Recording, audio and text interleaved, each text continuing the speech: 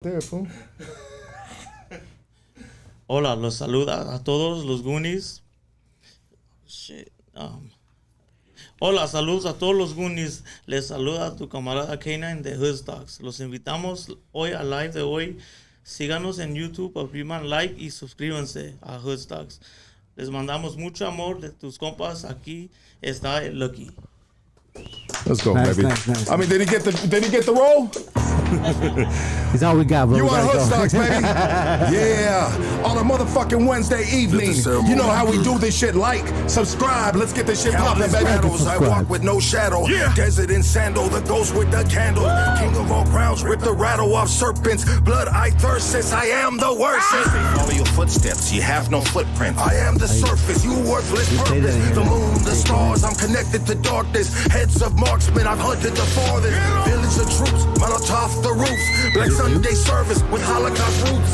Homo Kabbalah, black magic and balas. These AKs and hollows will leave you forgotten. This bottomless season, you looking for Meany, Mussolini, Gaddafi. The world cannot stop me. I'm legend, remember me?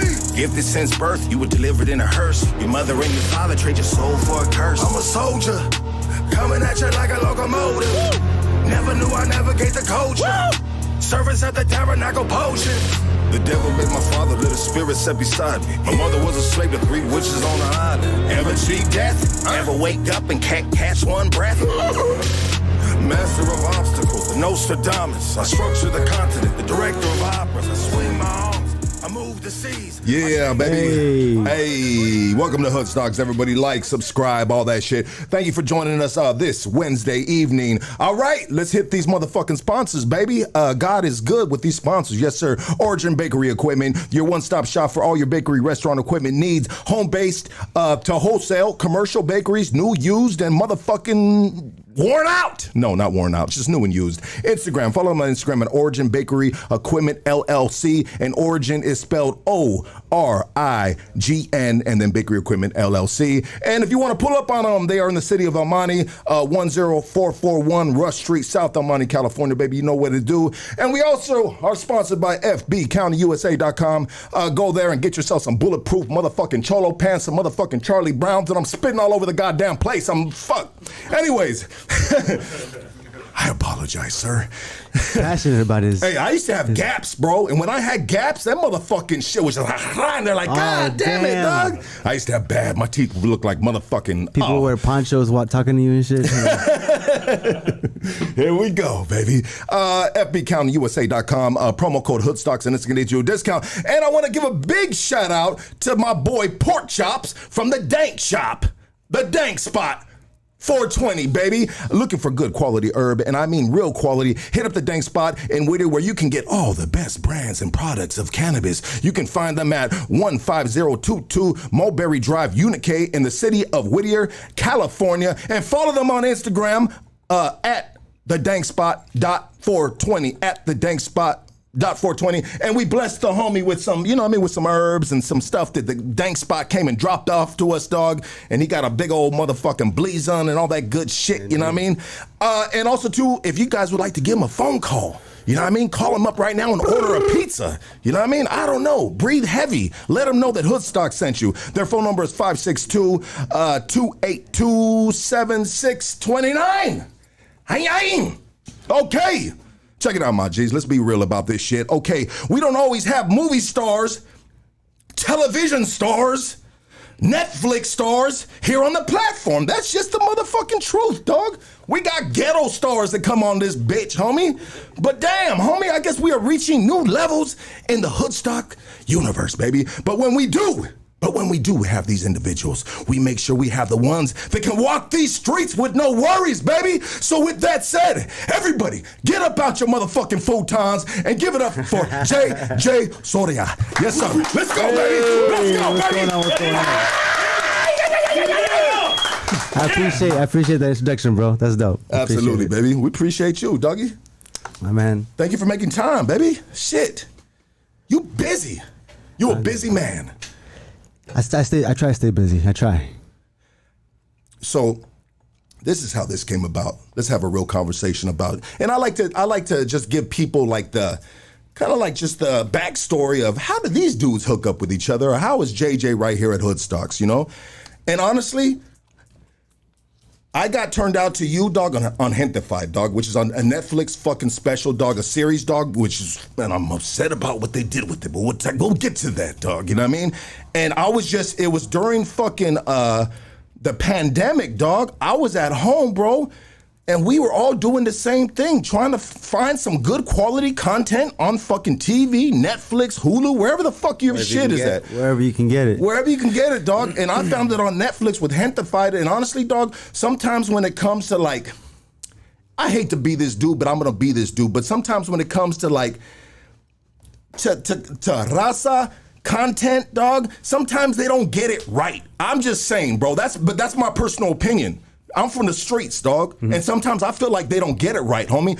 But Gentefied, homie, homie, they got that shit right, dog. Thanks to motherfucking you, dog. You a G on that shit.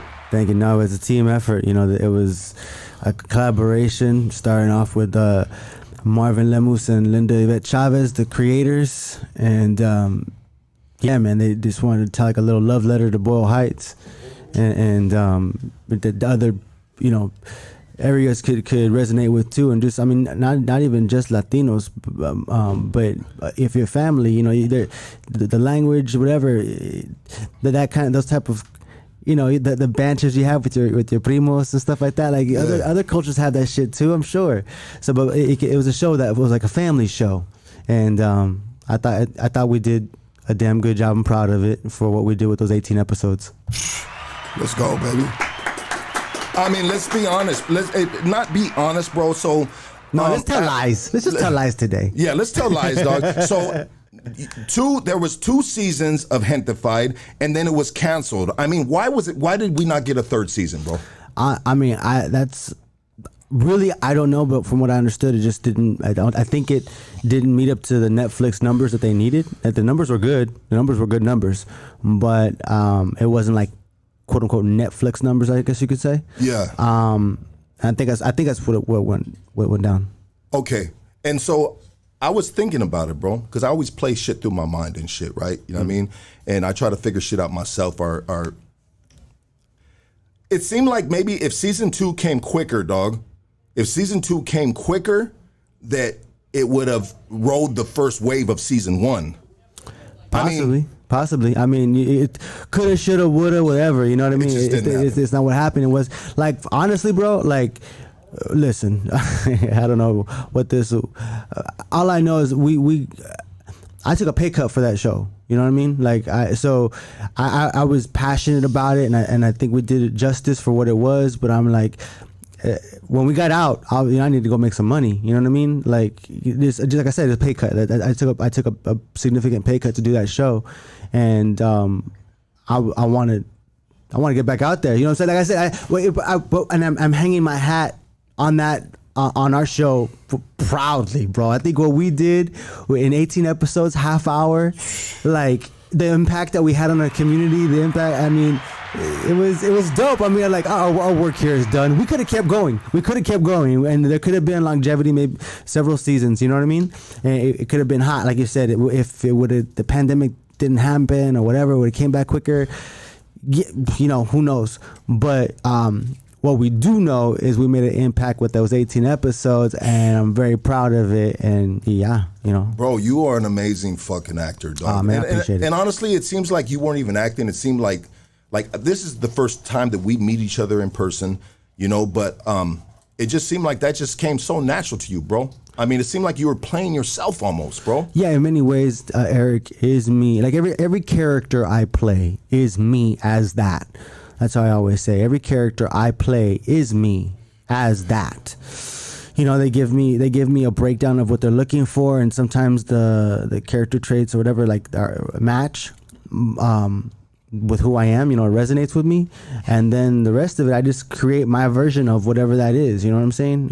No matter what it says on there, and I give them my take. You know, this is like, it's like everyone's grandma makes their tamales differently, or you know what I'm saying? Like, so this is my version of my tamale. This is my version of my version of Eric. And so the stuff like me, that one scene where like will you marry me? I'm throwing punches and shit, you know, like trying to build up the confidence to go to the door. Like I just improv'd all that, and like there was dialogue in it too, but I just, you know, what felt natural, and that's what I do. I trust my instincts a lot. 100%. You did. But thank you, I appreciate that. Thank you very much. I mean, how did you land that gig, bro? Man, I mean, it was, however this sounds, but it was dope. I was coming off another series shooting in Puerto Rico, and then I took a break, and I was like, I'm like, usually as an actor, you take your phone and your tripod everywhere because you're ready to audition at a moment's notice, right? But I wanted to go on a real vacation. I went to Costa Rica for like 3 weeks, and I didn't take nothing. And my team had sent me some auditions, and I was like, nope. And then I looked at this one for Gentefied, and I read it, and I was like, fuck, because it was so good. I was like, fuck, I gotta find somebody out here in Costa Rica to read with me, and I gotta spend time. I'm out here having a blast, scuba diving, going to electronic music raves and whatever. Like I'm having a blast, and I was like, shit, this is too good. This is too good of an opportunity to pass, because I could see what I can offer this. Like, I saw what was there. The writing was gold. It was treasure. So I was like, oh man, you give me these ingredients, I'm gonna kill. So I called my team and asked, you know, if we could make something work out, and they waited till I went back. When I got back, I literally landed from Costa Rica and went to the audition, the first one. It was like there was a number of hurdles we had to jump through after that, but yeah, I went in there and I told them straight up. I was like, look, this is gonna be a dope ass show with or without me. Like I'm like, this is I'm this like this. I got it. You know what I'm saying? Like I casted myself, and they did the official work, but I knew I had a lot to offer it, and so you wanted it. Yeah, man. Again, it was in the material. I saw it, like that. Those conversations, the banter, the talking shit I had with my cousins. You know what I mean? Like it also, I mean, there was so many magical moments for me in making the show, bro. Like, I mean, you were the leading actor, bro. Yeah, one of the leading actors. One of them. Yeah, I was one of them. You know, it's an ensemble cast, bro. It's 100%. Yeah. But yeah, I mean, like there was. So I was born in Boyle Heights at White Memorial Hospital. Okay. And let's go. Thank you. And again, this wasn't like, yo, I wanted to play for the Dodgers growing up. That was my dream. Acting was not my dream. This is I fell back on this. Hey, I wanted to be a Laker, bro. Hey, you feel me? And I fell back on being a criminal, homie. I was good at robbing, bro. Fucking hood rats too, dog. I was good at that too, dog. You're making it happen. So there's a scene in the show where we're coming out of a doctor visit and getting an ultrasound, and then we have the ultrasound of our baby, right? And that scene was shot right outside White Memorial. Damn. Like we had just like pretending like we just walked out of there.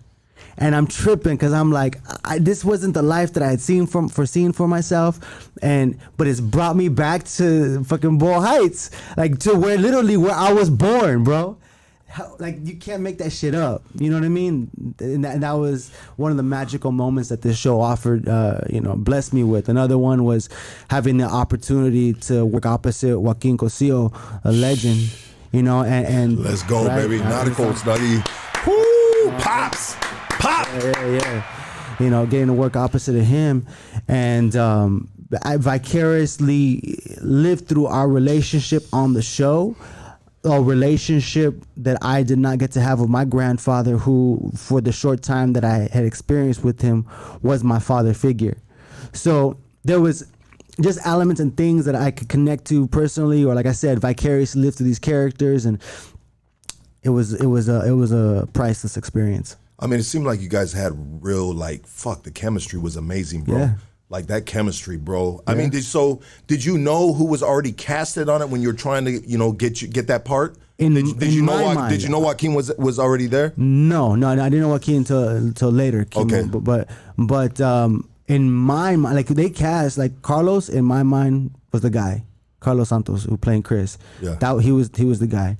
Annie was your sister Anna. No, Annie playing Lydia. Okay, yeah. Lydia was Annie. That was like the chemistry we had, I told him I'd go for what it's worth. She's my choice, and I hadn't even been cast yet. I'm like, for what it's worth, it's my choice. But yeah, man, and Carrie también, like she just had it in the chemistry. I knew it when we worked together, and I think there's one moment where we improv'd, and like I pushed her forward. I pushed her forward in the audition, like, and yeah, no, that's what it was. We were doing a scene and we were improvising within the scene, right? And it wasn't scripted. I pushed her forward, but she just went with it, and we were just so in unison, so in sync. Yeah. And I was like, these are the ones, and sure enough, Shaq and Kobe. You know, the team, yeah, it was it. Absolutely, bro. That's dope, bro. I mean, and so I keep on bringing up your sister Anna on the show. Which is Carrie Martin. Carrie Martin. Latchney, by the way. Carrie Martin Nash. She got married. So. Okay, yeah. I mean, I was just wondering if there was any incest on the show, and if there was, I mean, it's okay with me if there was. Oh, no incest. Behind the scenes incest? No, none of that. She's a married woman. All right, she's a married woman. Shut your ass up, Lucky. Beautiful, but man. Beautiful and amazing actor, dog. She was so she was so cute in that show, along with Pops, and then they had her in the relationship in the gay relationship, right? You know, and that was cool, bro. I thoroughly enjoyed it, and I'm still honestly, dog. I fucking, what do you call it? Binged or whatever you call it binged on the fucking first season, and then I got to the second. I haven't even gotten through the second season yet, dog. I'm at where Pops is selling the house, bro. You know what I mean? Where he's just like, hey, you know what? What episode is that? That's the second or third episode of season 2, bro. Yeah, it's the second. Second one. Okay. Second one. Yeah, absolutely, bro. And so what's crazy about this is, so back to where we started this conversation with, bro, is so I'm watching it with my girl, and I said, I'm going to get this fool on the podcast right here. This is a bad motherfucker right here. Shut up, you didn't say that. I swear to God I did. Yeah, I told my girl that, dog. I said, I said, babe, watch. I'm going to get this fool on the podcast. If my girl can call in right now and she'll tell you that shit, but we had an argument before this, so she might say some other shit, you know what I mean? You know? And that's just real life, baby. Yeah, you know what I mean? Real life happens when the lights come on, you put the smile on your face, dog, and you act like everything's great in the motherfucking world, dog. And sometimes it's not, but it's okay, dog. Right now, we good. Yes. But anyways, I said, you're watching with her? Yeah, I told my girl, bro, I said, I'm getting this fool. I said, watch. And I always tell her that with certain people. I said, I'm going to get that fool on the podcast. Bam, let me find his Instagram. That's dope. You know what I mean? And so I found your Instagram. I followed you. You know what I mean? And, you know, I DM'd you, bro. And we talked a little, and you just said, you're doing your thing, you're busy working, blah, blah, blah, whoop, whoop, whoop. And that was dope, dog. And I said, all right, cool, dog. But I was glad that you answered your DM, dog. And that was dope, dog. And then we got to follow each other. And so I knew we were still in the loop with each other, you know? And then you reached out to me recently and you said, hey, my G. I want to be on the show. Yeah. Let's go, baby. Let's go. Thank you, sir. Because I went back and I was peeping out your page, and I was just like, I felt you're authentic, and you're entertaining, but you're just having a good time, and that's what I'm about, man. I'm about having a good time while I'm here, man. When I say here, I mean here on Earth. I'm just trying to have a good time, you know, because this shit is short, even if it's long. You feel me? Let's go, baby. Pick that up real quick. Put it in your pocket. I mean, yeah, dropping man. Some gems too. I just want to come on here, and I appreciate you even asking me to come. So I was just like, I felt like you would appreciate, like you do. I mean, you're showing, and I appreciate to be appreciated, and I share that right back. You feel me? I'm very much about treating people the way you want to be treated. So yeah, man, I hit you up and I was like, yo, let me come on the show. Yeah, and I said, shit, just pick the night, homie. We make it pop, dog. You know what I mean? And you did it, and here we are now, baby. You know what I mean? Thank you, brother. Yeah. And so the crazy thing about you as an actor, bro, I was like, fuck, dog. It's crazy the way it works sometimes, because we discover an individual, an actor on a show or on a movie, and then we realize that we've been seeing this dude for fucking tens of, like a good 10 plus years already, dog. I mean, bro, you played Marcos on fucking 2016. In 2016 for the Purge election year, election year, bro. Election year. You know what I mean? And that box office did $118 million. Now, that's pretty good on a movie, isn't it? Well, I mean, we shot it for, I think, like 15. I don't know. It made like 5 times. It made 5 times what they put into it. So it was, and yeah, it did good. I mean, the franchise did good. Just my little story with that. Oh, actually, let me. Go ahead. Nah, homie, run with that shit. Just now for me, doing that gig was dope because I was a fan since the first one. I was a fan since I saw the first trailer. Because to me, I'm not a big horror buff, like you know what I'm saying. I like some sense of the reason I'm not a big horror buff because they never fucking scare me. So I would piss me off. So I was like, this shit don't ever get me. But this particular, this was like a thriller, not so much a horror film. It was like a thriller, suspense, but like there was enough reality to me to go like, I'd buy that. You know what I'm saying? I was like, and now look at today. Yeah, look at today. I've been prepared for the Purge, baby. Yeah, no, 100%, dog. I mean, bro, can you imagine, bro? And I think the Purge, the franchise has done so well, bro, because we fantasize. Some of us, even the I don't give a fuck if you're a godly person and you go to church every day. I mean, bro, that can seem like something that can really happen in this world, bro. Where once a year, you got a free pass to fucking kill them. There's some people that don't want to kill, dog, and they're gonna board their shit up and they're gonna protect their family. And there's a bunch of psychopaths that are just like, fuck that, you know what I mean? The little girl with the candy store. Yeah, want that bro. Fucking candy, came back and caused all that mess. Yeah, man, you're right. Especially now, you look at, people are doing this shit basically, you know what I mean? They are. We ain't there, but we're there. Yeah. We ain't there, but we're getting, so like, but yeah.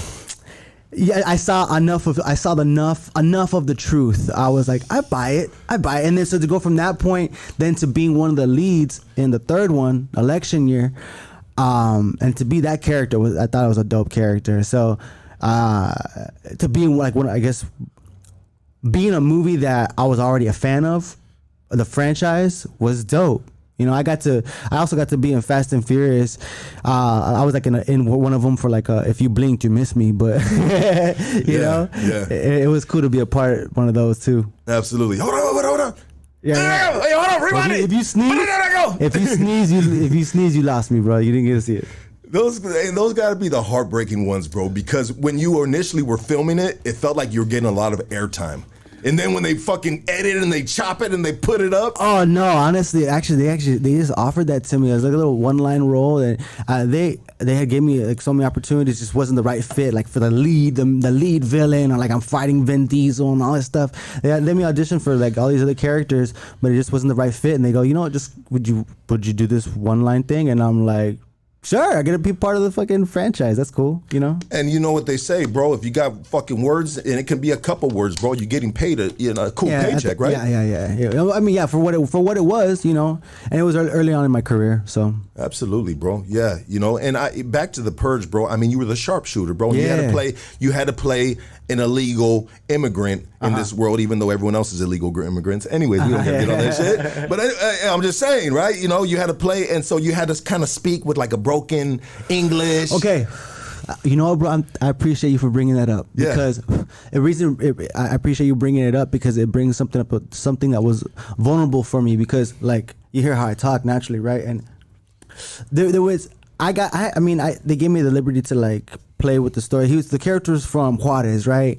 But I didn't have enough time to like really do any research on what that accent really sounds like and stuff. So, but plus I was thinking about how my character had been here for like at least like 7 years. Because how much English I speak in the whole fucking show. All I speak is English. I'm like, this motherfucker knows English. You know what I'm saying? And then even being from a border town, you're gonna know English. You know what I'm saying? So I was like, I was just trying to find it when I was doing the show. So actually, for me, that's the worst thing about that, like my performance. I'm like, but then some days I'm like, it's all right, and then some days I'm like, fuck, I hate this. Nah, I think you did really well in that, brother. I appreciate it, man. Yeah, you did really well, dog. I liked your character, and I like what you stood for on the Purge, bro. Was just being a fucking loyal dog to a man that fucking gave you a fucking job when you were illegal, bro. You know what I mean? Yeah. And so that was just, and I think that speaks volumes of our culture, bro. You know what I mean? In general, bro, of being just loyal sometimes, dog, to someone that gives you a chance in life, or just across the board, right? Anybody, any culture, bro, any color, dog.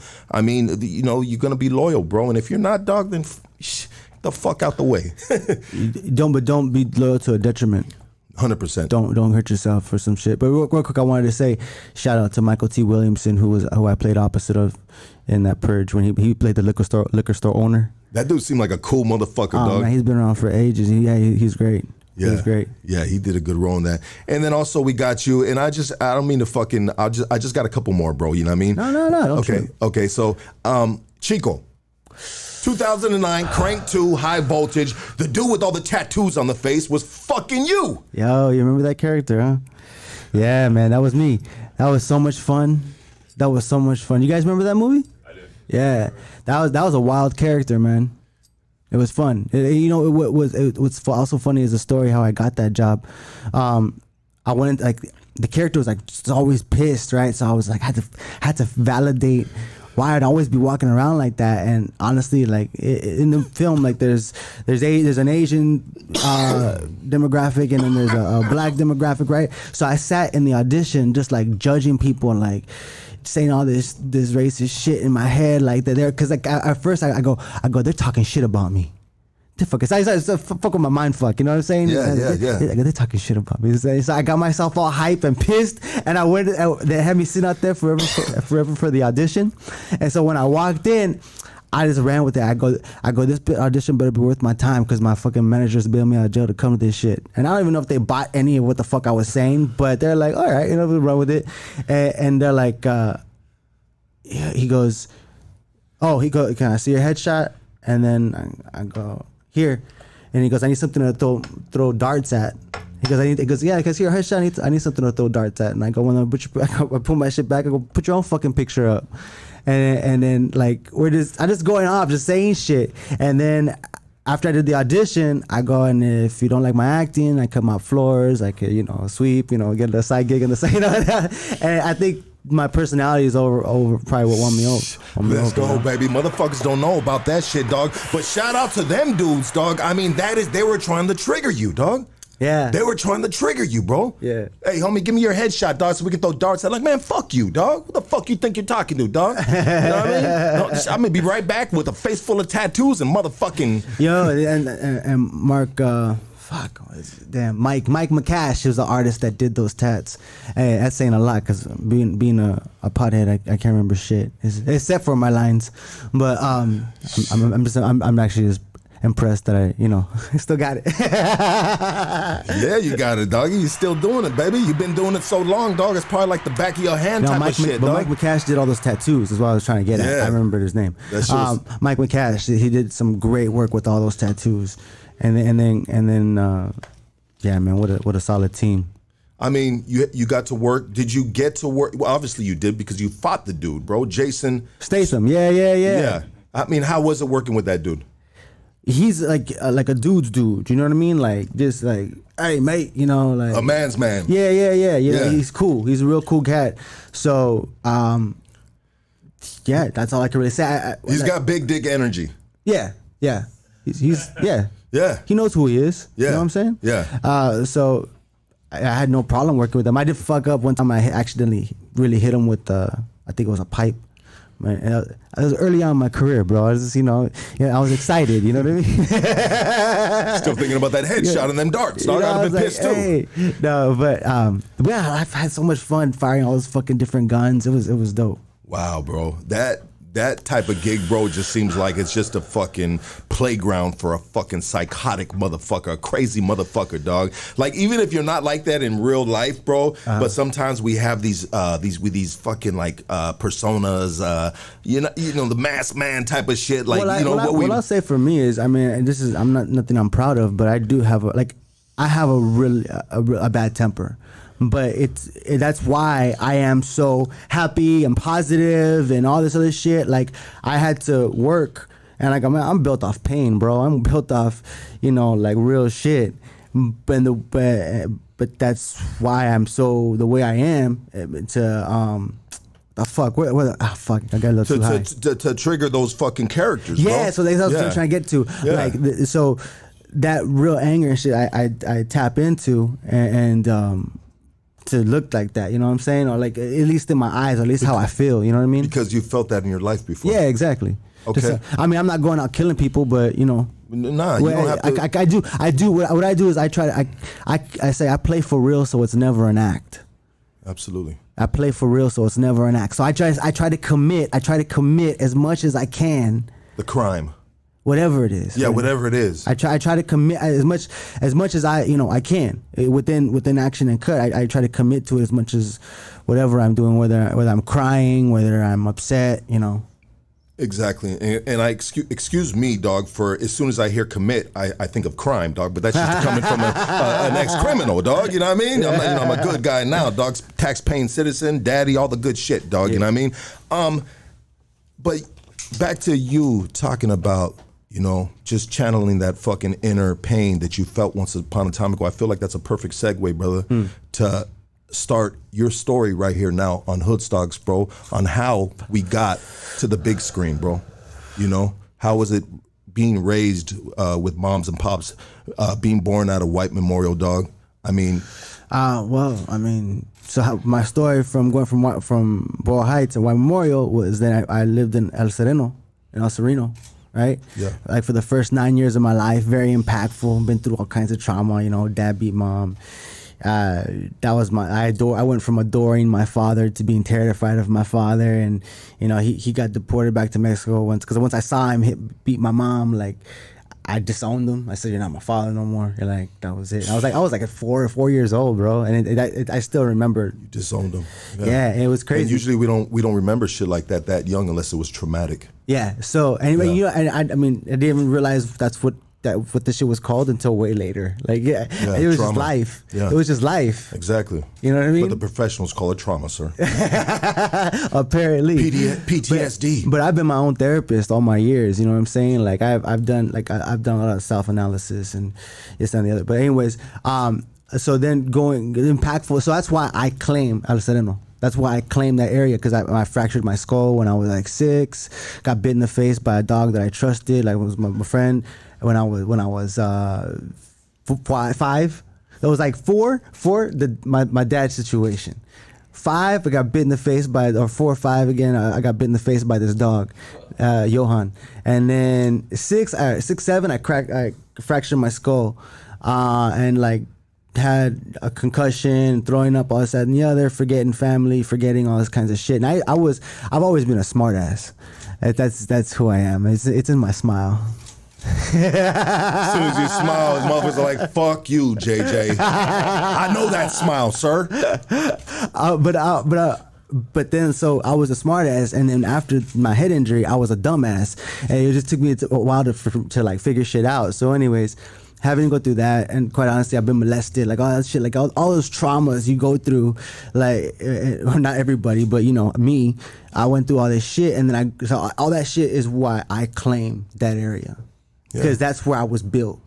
We from the same area, baby. I'm from Highland Park, though. That's HP, yeah. Yeah, HLP, baby. So like being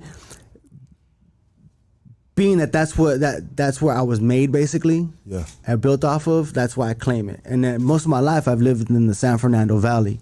Yeah. Kennedy High School, Granada Hills, Mission Hills, whatever. Like. Mission Hills, baby. Like blue collar, middle class, whatever. But thank God my stepdad took me, my who is now my stepdad, my dad really. Thank God he took me and my mom and myself and their baby, my baby sister, out of that area, because bro, I would have been another statistic. Like I'm not just saying that bullshit because it sounds cliche. I mean, because even though I came from a loving home and shit and everything in the suburbs, whatever, like in the valley, I still almost got caught up in some shit. I was like, what the, like, damn, I still almost ended up making a left. And because right after that shit happened, like going, just actually, I was supposed to go to like the Twin Towers for like a couple months or whatever, a few months. Anyways, but like, my point is to say he got me out of there, and if I would have stayed there with just my mom back in the day, I'm sure, because even the kids that I associated with in the neighborhood, either dead or some shit happened to them. I would have been for sure, because I remember talking about gangs and shit when I was little, and already. It's all around you, bro. It's attractive almost, dog. You know what I mean? It's like, what's cool, bro? You know what I mean? So that's a part of my story. Then move out to the valley and grow up there. And my dream was to be. I wanted to play for the Dodgers. You know, I played little league. I didn't. People would call me an actor, but I identify as an athlete. I tell people I'm a slightly above average recreational athlete. You know, because my homeboy goes, my homeboy tells me, he goes, you know, he's fought professionally and stuff, and he goes, you know, you're a good fighter for an actor. And I go, motherfucker, fuck you. Don't you ever don't you ever fucking call me an actor, bitch.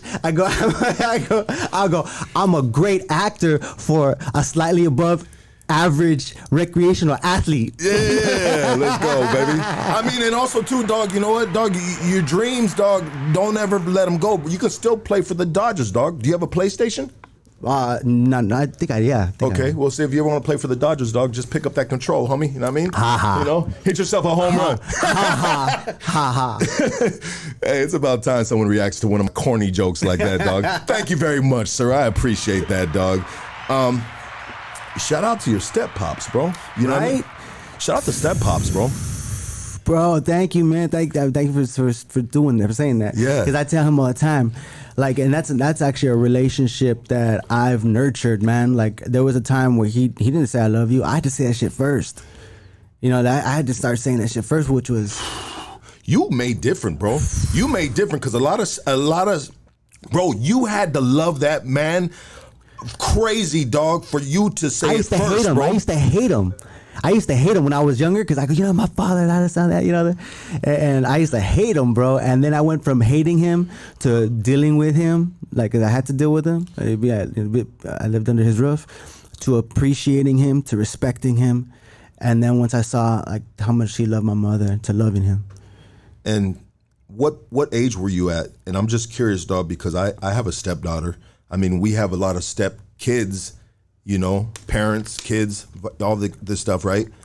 I mean, what age were you, bro, because I think it's common, dog, for step kids to be like, you know what, fuck this dude right here. This isn't my real dad, my real mom, you know what I mean? Yeah. Like, I ain't got to deal with all this shit. Like, homie, I don't give a fuck what you talking about, bro. You know? I mean, what age were you until you got to that chapter of saying, you know what, I love you, my G. Oh, man. Thank you, I appreciate it took you. me, I think, I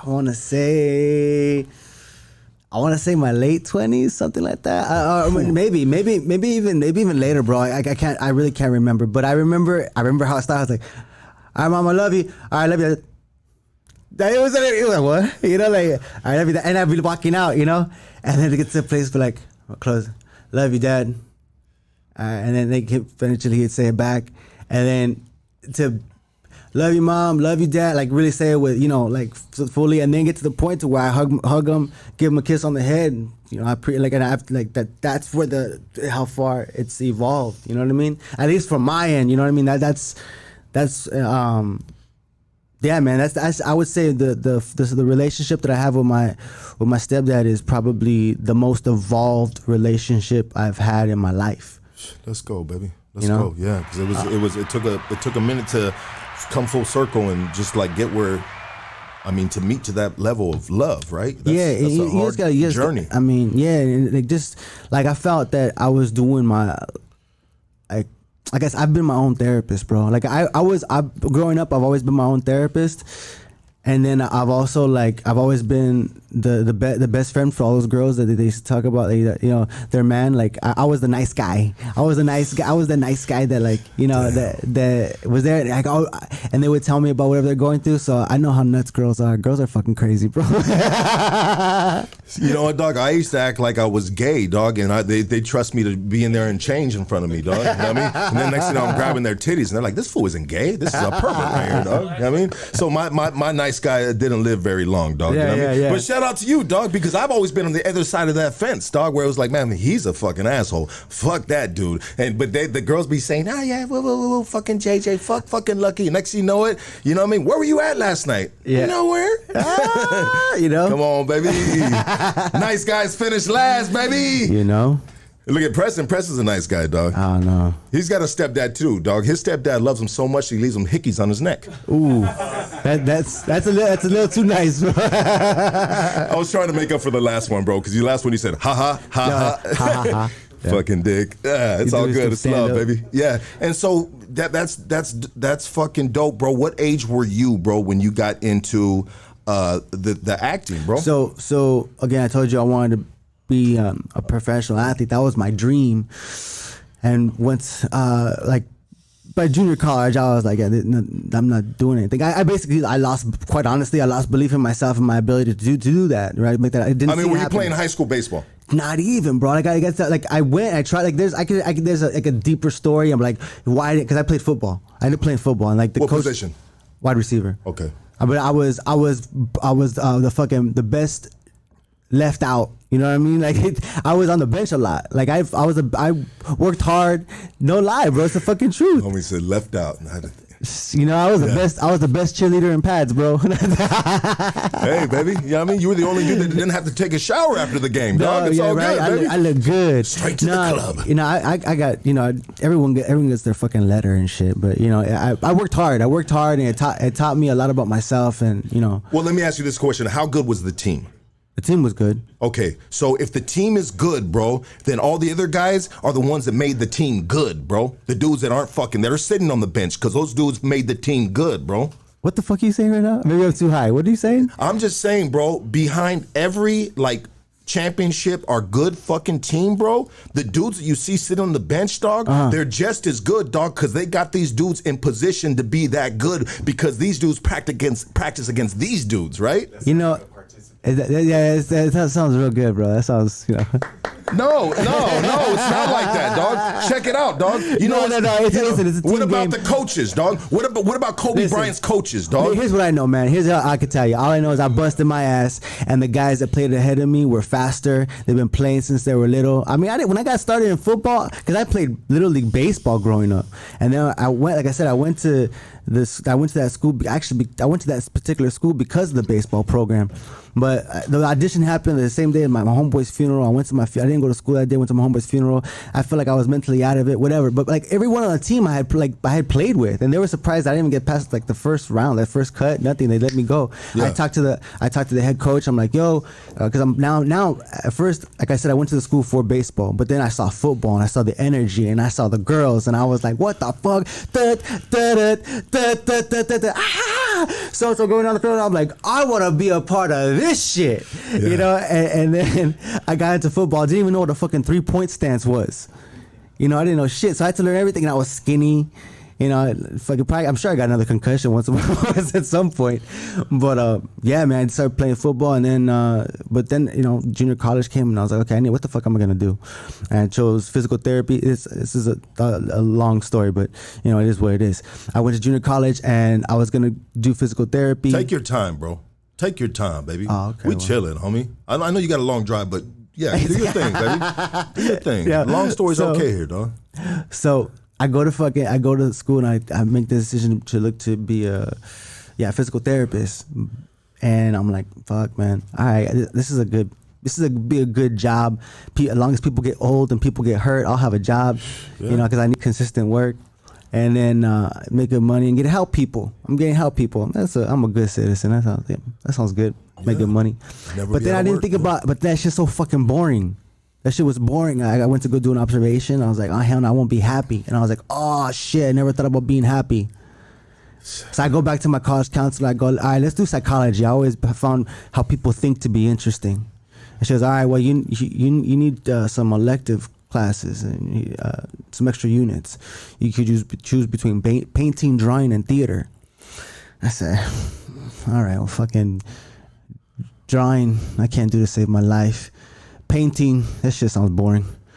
All right, let's do the theater class. Let's just do the theater class, maybe at least be fun. And I went, but I have this mentality, how I do anything is how I do everything.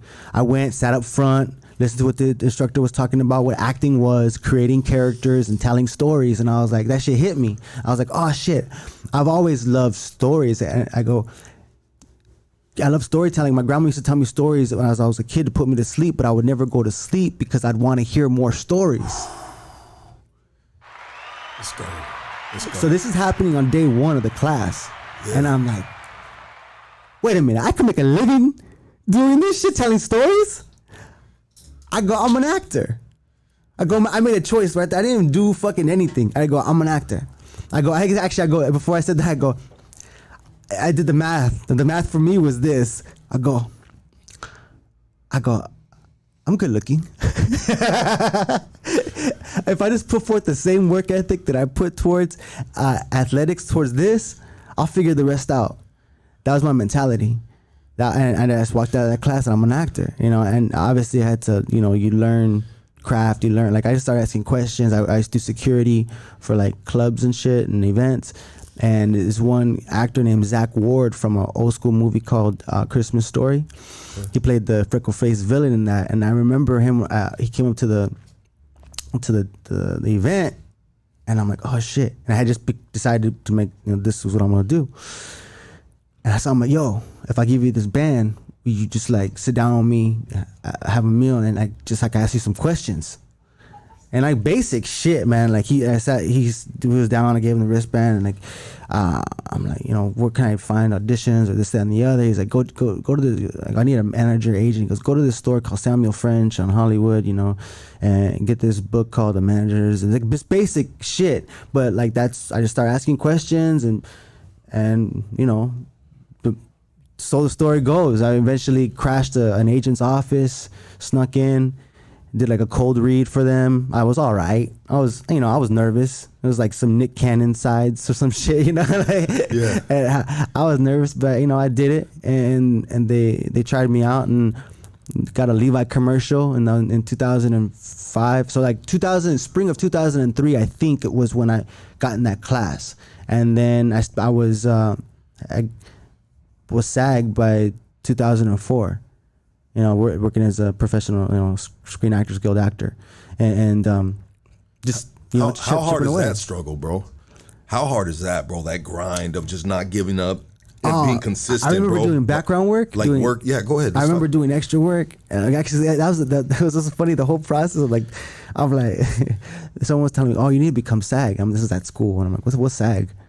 And they're like, the Screen Actors Guild, and you gotta do extra work, and so you can get. I go, how do I get that? They're like, do extra work and get these vouchers, and I was like, all right, well, where do I sign up? So I had to sign up with this casting company, and you know, you're calling like it's Power 106 or you know whatever radio station you listen to, and you're trying to win the tickets. You know, like you're on. I was constantly calling, trying to get these little gigs, and you go in, and I'm just trying, I'm trying to be the best, you know.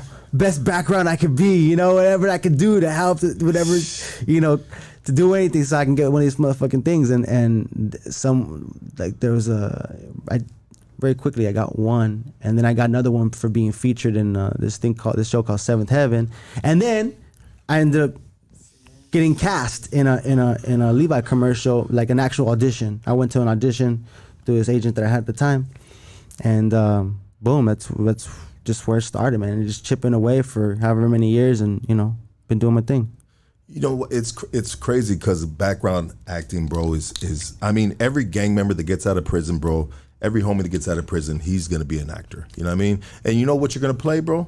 You're gonna play your fucking self. Why, dog? Because you got all them goddamn tattoos all over your shit, dog, and you can't talk motherfucking right home. Why? No, I'm just talking shit, dog. But I'm just saying, it's kind of like they end up in this forever in this background acting thing. And I kind of feel bad for them sometimes, dog, you know what I mean? But then again, this is something that obviously they chose, and it's fruitful for them in their life, right? You know what I mean? It makes them happy, and sometimes it's not all about the money. But I know background acting, because I did a little bit myself, bro, you know what I mean? Because I was one of them dudes. I ain't just talking shit. I got out the pen, dog, and I said, fuck it, dog, I'm gonna be a background. And I did a couple Ariana Grande video, just did a couple Italian movie, dog, and it was just 100% background, bro. Like, just hold up a gun, act like yourself, slap your mama. You know what I mean? Like, it had me doing all the fucking shit, dog, man, that the Bible tells you not to do. You know, but seriously though, like, we need those people. We need people back there doing that shit, because it adds for environment. You know, and unless it's like scenes that are just, you know, to people, but like, which is, you can. But I mean, if you're doing big shit. Excuse me. If you're doing like big ass scenes, you need all those people like running around and the chaos, bro. But listen, but let's say this, bro. every single one of them motherfuckers that once upon a time was you, bro, is hoping that you can get out of the background. There's some people that don't ever get out of it, bro. Yeah, well, I mean, they're just cool with that. Whatever, if that's, if that they're cool with, then that's cool. Whatever. Like I said, we need people doing that shit. So, and I appreciate all our background. Let's go, baby. And I'm not trying to shit on them. Yeah. We talking shit. You know what I mean? No, but I'm just speaking my piece. But anyways, absolutely. But fuck, man. I fucked you up. I'm sorry, sir. Bro. No, we were talking about the background actors, and you were the one that. I remember when I would be on set and I would listen to like just different words like hit the mark and all these little things. I would just try to learn shit while I was there. I was scoping it out. So, when I'm doing it, You were taking notes. Yeah, I was taking notes. To make the mark, this and that. You're watching what these dudes were doing, knowing that one day you already put it in the universe. The one day I'm gonna have that right there, and I'm gonna be making the mark, whatever the lingo is, right? I mean, to be where I'm at now was never a surprise. Like I'm very fortunate. I am very lucky. God is good, baby. I'm very lucky. I'm very, like people say, oh, you're lucky. I'm like, damn right, I'm fucking lucky. I got fucking lucky, bro. I'm talented, but I'm fucking lucky too. You know what I mean? Well, it takes a little bit of both, right? Yeah. It takes talent and it takes luck, or some people call it, a blessing maybe from God. You know what I mean? Whatever the fuck, dog. Are you a religious person? No. Okay, because when I said God is good, you just looked at me sideways, homie. And you said the devil's in the building right now, sir. I mean, what do you believe in? What is your no? So the Purge. Watch out, sharpshooter. I believe we got one shot here. You gotta make the most of it. Make peace with yourself. But so like I used to be very religious. The first thing I ever wanted to do when I grew up was I said I want to be a pastor. That was the first thing I wanted to do, and I am a preacher. I'm a preacher of what I believe. What I believe. I'm the preacher of what I believe. 100%. You know what I mean? You want to give what you believe to people, yeah. And I share my experience. I share like what the shit that I think about. I don't know if you've seen stuff I've posted, but like I share my journey basically with people and dude, like listen, I'm not that popular. You know what I mean? Like I appreciate all the love and everything, but like on a grand scheme, big picture, like there's The Rock, that motherfucker, that fucker's popular. You know what I'm saying? Like, but like with my light that I have or whatever, my platform, and just in life, like I've touched so many people. Not in that way, bro. So relax. No, but I've touched, sir. But, I know what you're saying. But no, I've impacted so many people, man, and it's like. It's something that it exudes out of me. Like I don't know. Like there's at one point I'm like, who the fuck I think I am? Like what the I would watch how I was coming at it. You know what I mean? I'm like, but I feel I don't know, man. This is what I feel like. I'm a vessel or whatever the fuck. But I'm nothing at all. You know what I'm saying? Like, but it's so I feel the need to share with people and be like, yeah, hope that helps you on your journey on this thing we call life. So when I had spoke to God, when I believed in God, I my last prayer, if you will, was like, I was like, look, man, you can't give me what I'm looking for. You want my fucking life. You want my life, man. And like I mean, I had done little Bible studies and stuff I had for the congregation and shit, But like there was, I couldn't be out in the streets fucking and doing like talking the way I talk and then come back into that place and be a fucking hypocrite. I was like, and or like lusting, especially in high school, like lusting after girls and shit. I was like, no, the Bible says I'm supposed to do this shit, and I'm doing it. I would have Bible study with the men, and I'm like, the Bible says I'm not supposed to do this shit, but I'm doing it, and it just feels like I'm like, you know what I'm saying? I'm looking at the girl, and they're excusing me for it, and I was like, nah. Like I mean, like if I'm gonna do this shit, I'm gonna do it. If not, like, and later on, I was like, I had a conversation with what God is, and I'm like, I'm gonna live my life the way I see fit, the best. And if there would be a judgment, then I'm gonna plead my case because of course I want eternal life, but I'm gonna be like, look, I can stand by my shit, what I did here on this earth. I can stand by my shit, and this is my case, and let thy will be done. If it's death, it's fucking death. If it's glory, and I get to be in eternal life, then amen. But I'm gonna live my life. You know what I'm saying? And be the best, the best being I can be while I'm here, and be at peace with that. And when my eyes shut, I could be like, yeah, I did it. Let's go, buddy. I mean, it seems like, and I've heard this, I didn't make this up, I've heard it before, you know, and I was and it was actually with a coworker while we were working on a job site one day, and he was this white dude, homie from Long Beach. I'm sorry, my boy, he's been on this podcast too, but he said, look, he goes, I said, dog, do you believe in God? He goes, nah. And I said, what do you mean you don't believe in God? He goes, well, I believe in God, but I believe that we are God. Yeah. We are in control of everything, bro. And it could be scary. It's scary. It's scary, like, because you don't realize how much power you have, and you hit, and then you use it, and it's like, oh, shit. Like, I remember, like, I started manifesting shit and doing all that stuff, like, early on my career, and I was like, that shit works. I was like, that shit, like, you know what I mean? Let's go, dog. Yeah, but I was manifestation. Like, whoa. I was like, whoa. I was like, whoa, I don't know if I want to attract all that right now. Yeah. You know what I'm saying? So my journey in life has been what it's meant to be. And yeah, I'm, like I said, I love and I'm proud of who I am. I'm striving to be better.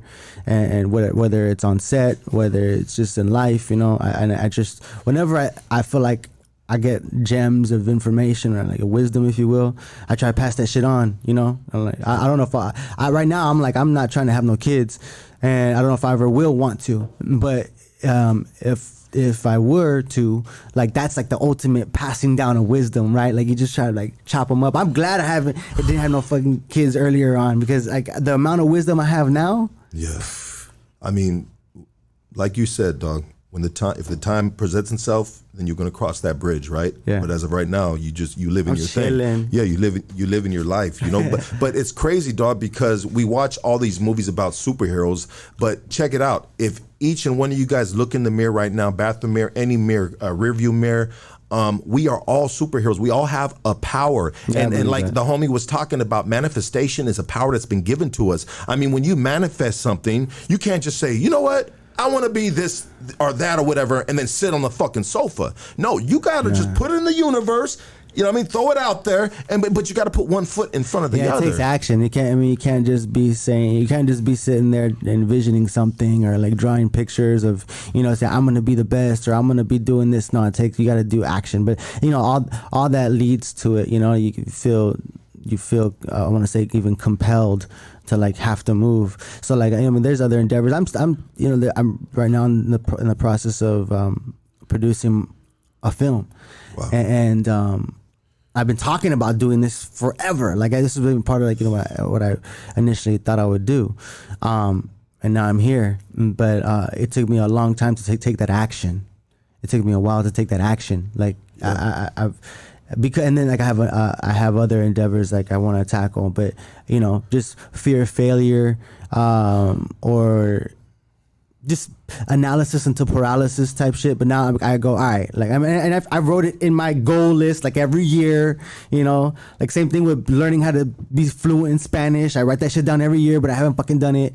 But like, you know what I'm saying? Like, I'm like, all right, this year I gotta get this company going, my apparel line going, and gotta stick to it. You know what I mean? So like, but like, and it's so I could kind of like, I don't know, put a fire under my ass, I guess. Well, you've built something already. You've built a name in the industry for yourself, you know, and now you want to take it to a next level, which is not an employee, but you still will always be an employee, depending on, you got people that are putting money on it, whatnot, dog. But would you be a director, actor?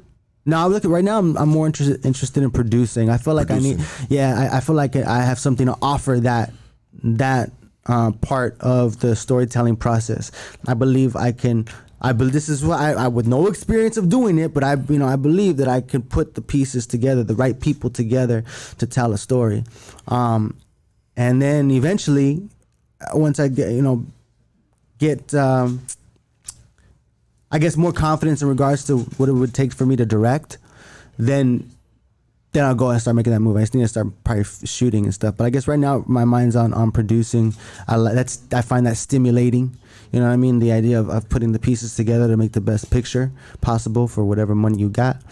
And then also, I mean, I mean, I've done everything else, bro. I've been working as a working actor. I'm making my living. Sorry, I've been making my living as an actor since like 2011, and thank you. And I always thought I could be a working actor. Now I'm like, I've done everything else. I believe I have something to offer on like starring and shit. Like the leads, like the starring in films, I've been in leads, but I want to be the main character and 100%. See if I could. It's always a team thing. It's always a team. It's never one person.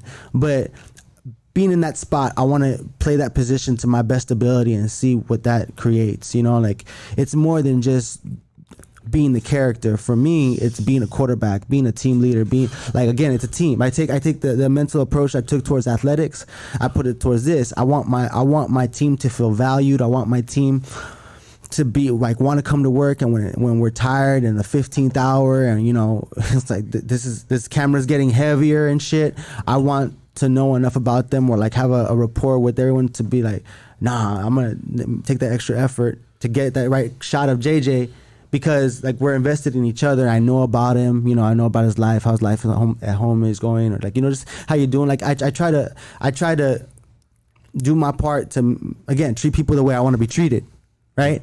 Yeah. And hopefully I'm with like-minded people, but like that's what I try to bring. And if I feel like if I were to apply that mentality to that position, it would only resonate throughout the rest of the project, right? And I believe that energy would help create a successful project, to some degree. That's what I believe. You know what? So, as being a Latino actor, right? Is it hard in the industry for darker complected individuals? And I'm not talking black, I'm talking... Someone said you could play Fidel Castro. That'd be dope, huh? Hey. Yeah. You'd have to do a lot of fucking research on that shit. No, you, fool. They say you. Oh, me? Yeah. Oh, the shirt, baby! It's the shirt. Hey, homie, I got the fucking superstar coming, the movie star. Baby, I had to dress it up a little, dog. You know what I mean? Shit, dog. That was good. Hey, that was a good one. But is it hard? Because in the rap business with the homies and shit, dog, they're having a hard time breaking that ceiling, dog, because it seems like, I don't know if it's the industry, people holding certain people down, dog, but is it like that in the acting world for raza, Latino, Chicano, whatever you want to call yourself, dog? Are people being held down? I mean, is there a ceiling on actors being raza in the mainstream world of Hollywood? No, I think we're breaking through more and more each year.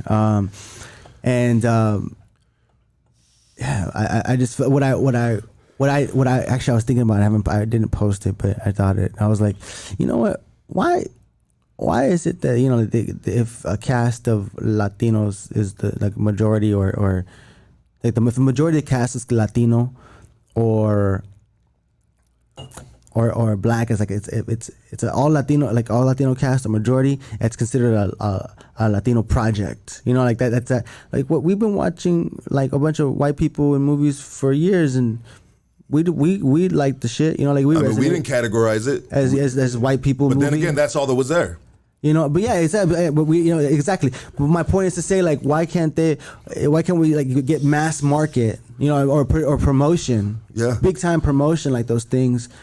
And it just be about the story, just be about whatever the story is. Like I just, that came to my mind the other day. So when it comes to producing, I want to get back to the producing thing. And so for a dude that I'm outside looking in, right? Okay, so what are the producers in charge of on a movie? Putting the pieces together, finding a line producer to get the budget, putting all the pieces together. Okay, so then the director is the vision, and he's directing what he wants to see through the camera, and then we have the person that the people are a person that writes the story. And that's outside of the producer being a producer. No, I mean you could have a writer who also is a producer, like a project I'm working on right now. They wrote it, and they're gonna help bring the pieces together. We're gonna make decisions together on what's best for the story. So let me jump to this real quick, dog. Speaking of producers, you were on a show, The Oath. Yeah. The executive producer was 50 Cent. Yes. You know, and so I was looking through the logistics of like who's what and what when you put that into the fucking universe of fucking the internet, and it had a lot of like producers and writers and this and that, and then it was 50 Cent's name. I mean, for 50 Cent to be an executive producer of that show, I mean, what does he just pop in and say, yeah, that looks good, dog, and then bam, executive producer? Well, I don't know. I believe it's because we were able to use his notoriety and you know, like he liked the project, and I think he signed on because, you know, they paid him, right? They paid him well, and he would help. It was directed in his audience, you know what I'm saying? That same type of audience of his other shows and stuff going on. So, the demographic. Did he already have Power Out back then? No, I don't even think he had that. So am I the only dude in here that hasn't watched Power? And I hear about it all the fucking time, dog. I've seen a bit of it. You seen a bit of it? Anyone watching Power? Yeah, that shit legit. Like different shows that it's all tied together. I mean, 50 Cent is really killing it in the fucking like. Oh man, he's a great businessman. He's a fucking amazing. I love listening to that dude talk, dog, because he's very just like thought out. Even if he's even when he's standing firmly on certain grounds, bro, they could potentially be dangerous. But he's a dangerous dude because of his background, right? We get that, dog. He's not afraid of the fucking ocean and what's in the ocean because he's a shark, right? Yeah, he's a shark. Yeah, he's a shark, dog. You know what I mean? But I think 50 Cent drops a lot of fucking game in his interviews, dog. You know what I mean? And I've been shout out to that dude, bro. So with The Oath, dog, The Oath and shit, dog. I mean, Peter Ramos, I didn't get a chance to watch that, dog, but were you a police officer on that shit? Yeah, we're basically dirty cops. Dirty cops, okay. Yeah, but what I loved about my character was he had a redeeming quality of like he was doing it ultimately for his family, right? He had a daughter that he loved and a wife that he loved, and it was just high stakes. Man, I just love that show. Shooting in Puerto Rico, come on, bro. You can't be mad at that. Single, baby. No kids crying. Get your ass home. It's a good life. JJ. It's a good life. I need some more of that titty milk. I'll be back. I gotta go back to the States. Pumping a man titty. It was a gritty show, and like we were always sweating and shit from running around and the humidity but I loved it. That's why I love that shit. You know what I'm saying? I love being fucking dead tired and feel like I've emotionally been through so much shit.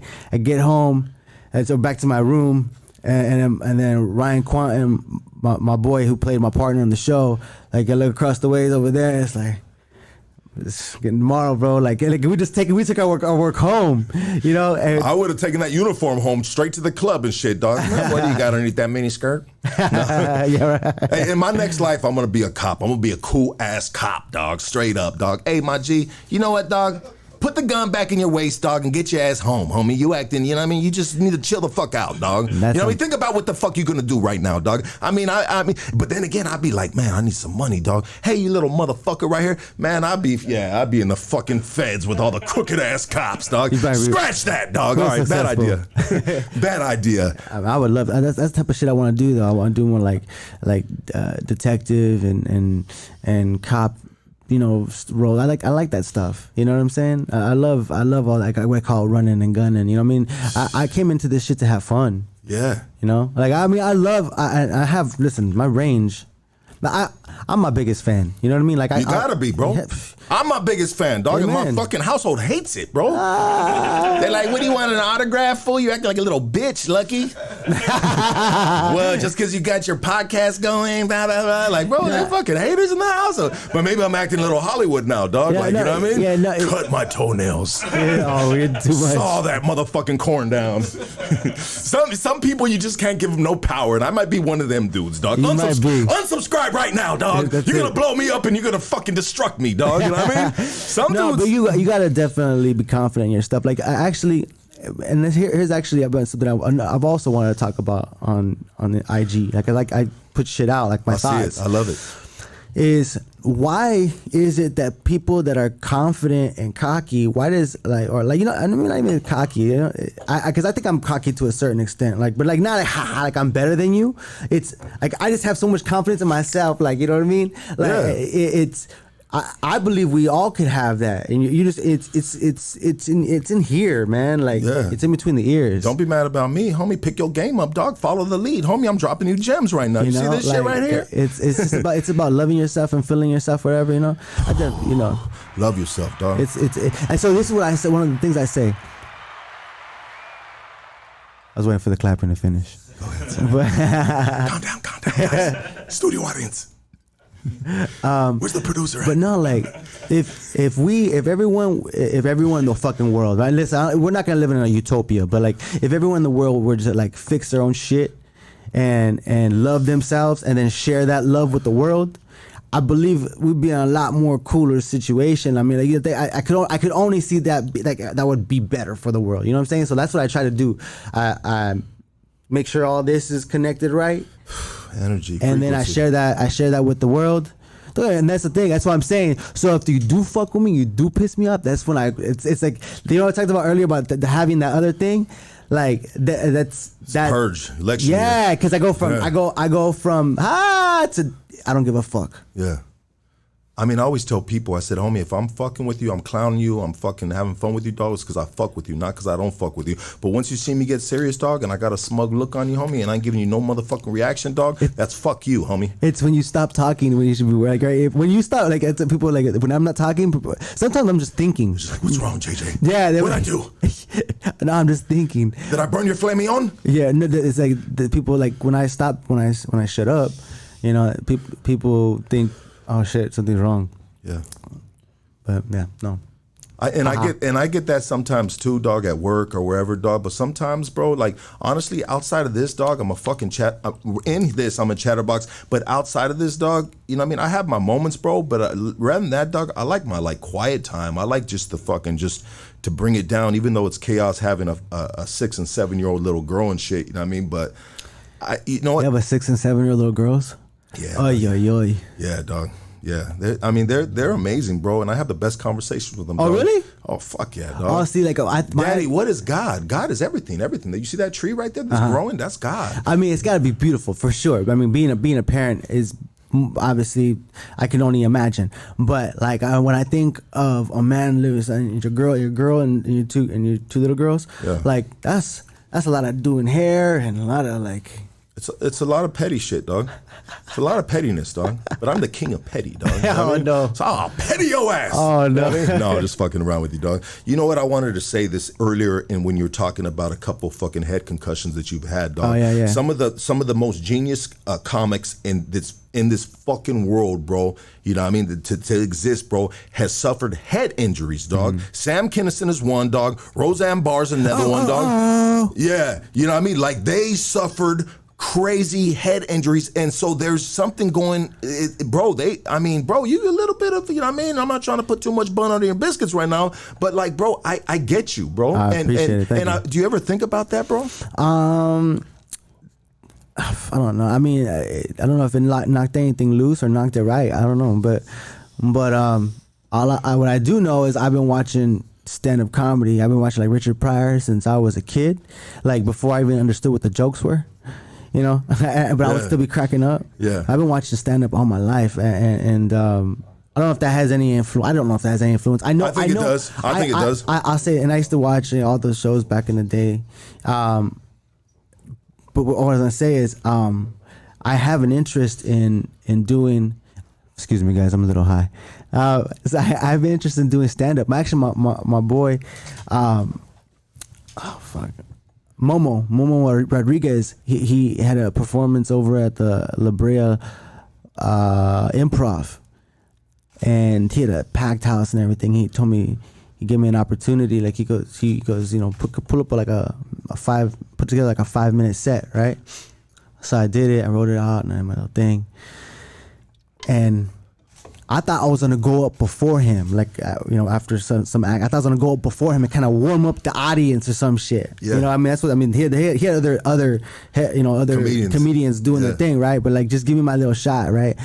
but he didn't, and I was like, oh man, he must have saw me kind of like sweating it a little bit, you know what I mean? Because as the time got closer, I started forgetting shit. I'm like, and I was like, shit, fuck, getting just mind fucking myself. Nerves. And then so he went up and started doing his shit, and I go, and I'm like watching, I'm like, oh man, he probably felt it or saw it, you know what I'm saying? Let me not let this kid go embarrass himself or some shit, right? And then, but at the end, so Annie from Gentefied, played Lydia. I think she called me. She was, yo, how did it go? And I'm like, I think he saw that I got cold feet or something, blah blah blah. And as I'm saying this, he goes, I like to bring to the stage a friend of mine, this, that, and the other. I'm like, but hold on, I think. And then he says my name. I gotta go right now. And I just went out there, and I think it was great timing because it got me out of my head, right? And I just went up there. The phone call, just the whole everything that transpired right before that. Because I didn't give me time to get start thinking, what if I forget, blah blah blah blah blah. No, I just went and just had to be in the moment. Now, I forgot some shit, but I pulled out my phone. Like I'm not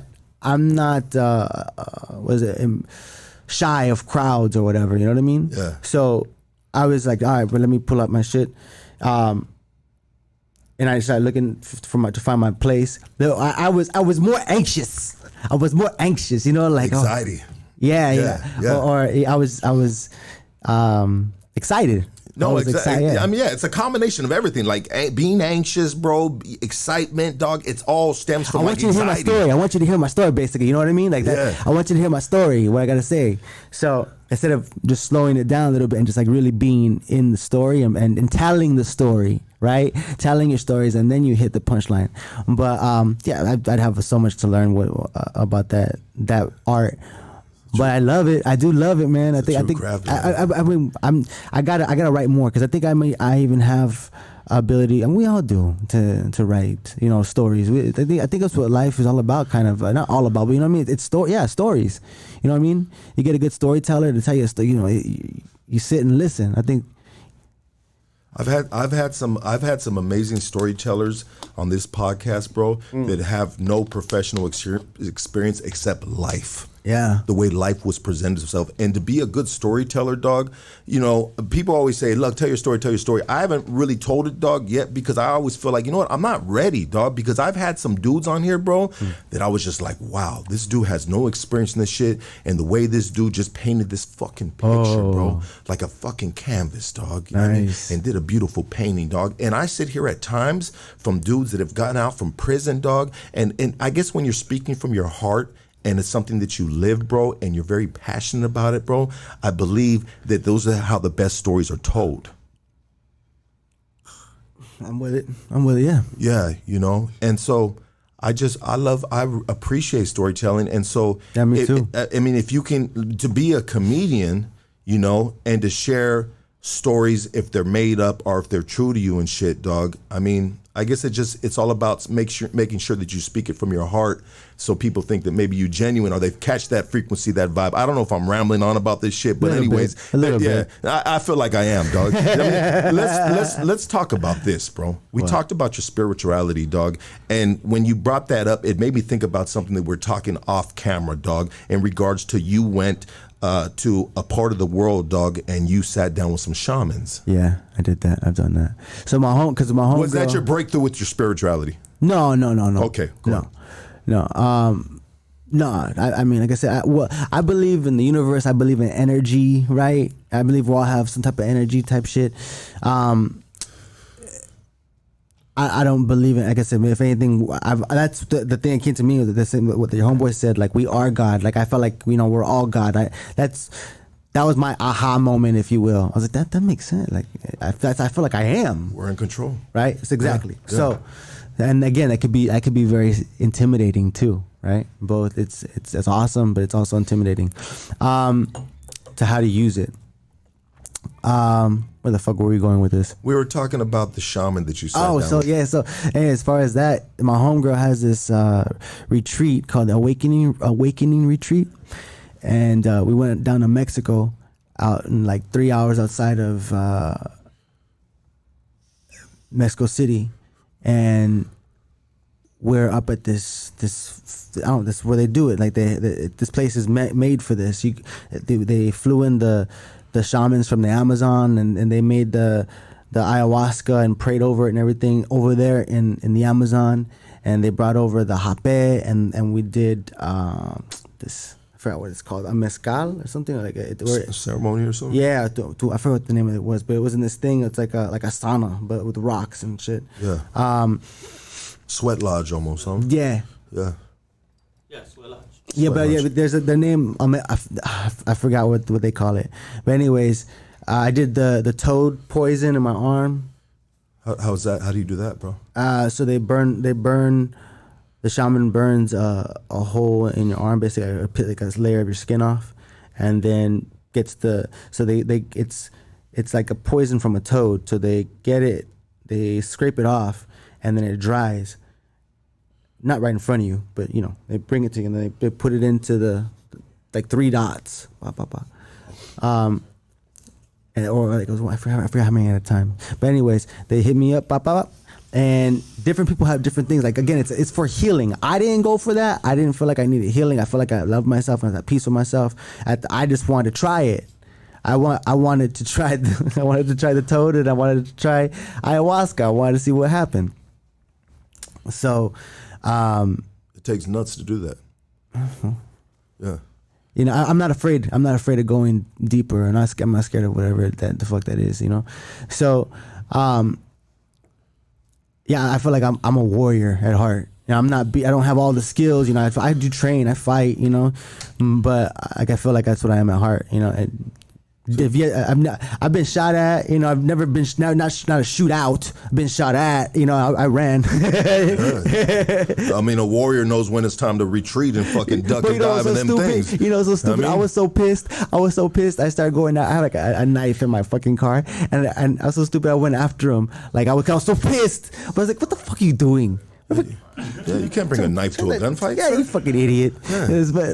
But anyways, my point is to say like because I think about what would it would be like if I were to be really in war. I mean, I've had scenes, and you try to just be there, commit to it.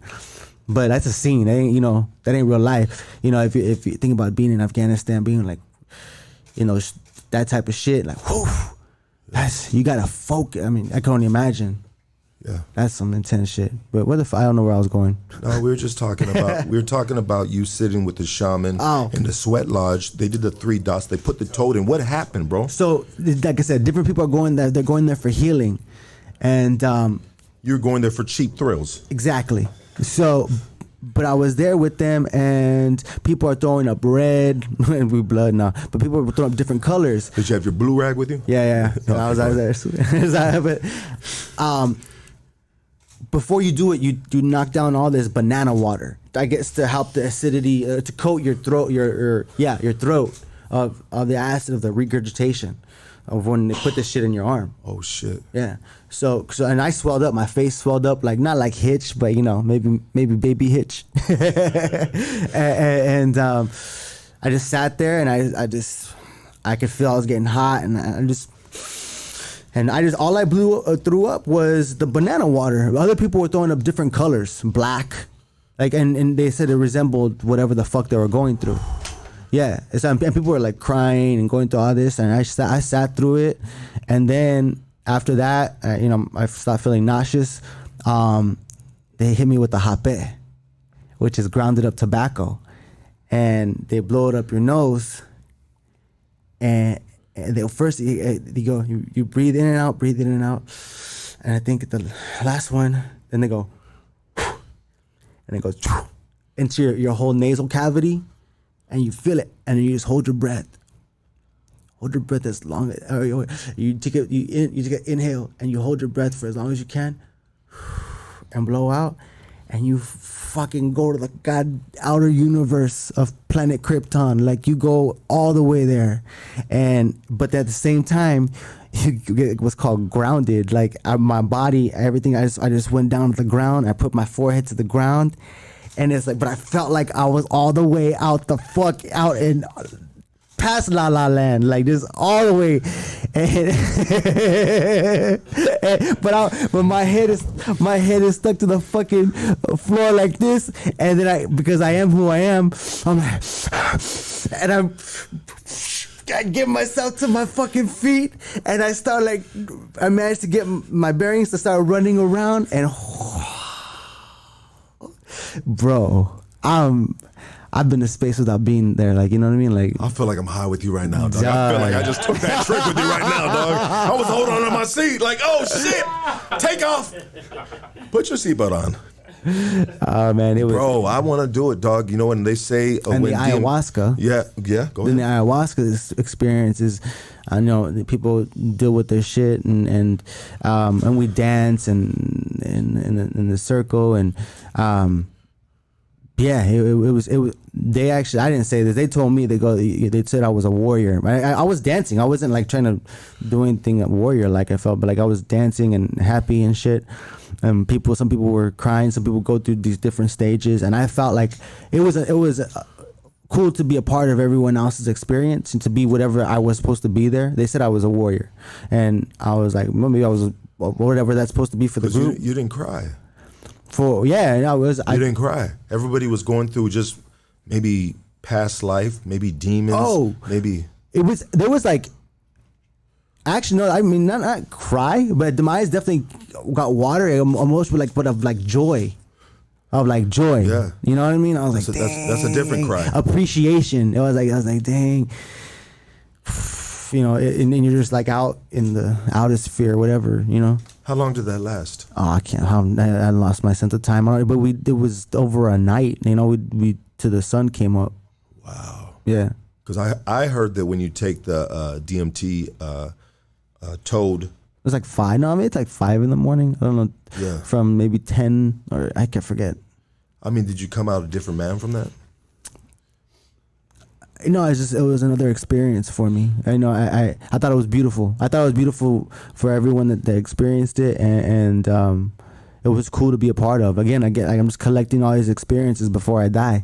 You know what I mean? So it was an awesome experience. I just knew that hape had to stay the fuck there, because I was like, I never done coke, but I was like, no, this stays here. I was like, no, they're selling it. I was like, nah, I'm good. You keep that shit here. I mean, but you said it's grounded up tobacco that they blow in your nose. I mean, is there something that there's like if you take shrooms and you drink fucking orange juice, it's gonna pop you. Everything's a medicine until you abuse it. Yeah, you know what I mean. Like, I mean, what is the hape? Is there something that's in there that makes you trip too, besides the trip that you're already on?